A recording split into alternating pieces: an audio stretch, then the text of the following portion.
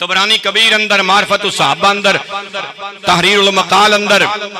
مجمع الزوائد اندر، الاحادیث الواردہ اندر یہ بات آئیے حضرت سیدنا ابو یحییٰ حکیم بن سعد رضی اللہ تعالیٰ راوی نے فرماندے نے میں مولا علی دی بارگاہ چ بیٹھا تے مولا علی دے کول گلاں باتاں شروع ہوئیاں، گل چلدی حضرت ابو بکر صدیق دے نام تے آ گئی، ابو بکر صدیق دے نام تے آ گئی کہ حضرت ابو یحییٰ کہندے نے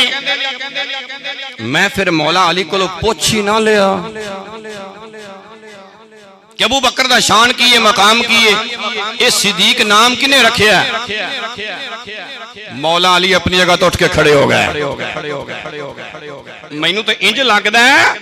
جویں اہل بیت پاک دے تمام افراد حضرت صدیق اکبر دی عظمت دی وجہ نال کھڑیاں ہو کے آپ دا نام ادب نال لیندے سن۔ مولا کائنات حضرت علی مرتضی شیر خدا رضی اللہ تعالی عنہ کھڑے ہو گئے۔ حضرت مولا علی نے فرمایا یحلف اللہ انزل اسم ابی بکر من السماء صدیق، مولا علی نے فرمایا میرے کو صدیق نام دے بارے پوچھن والے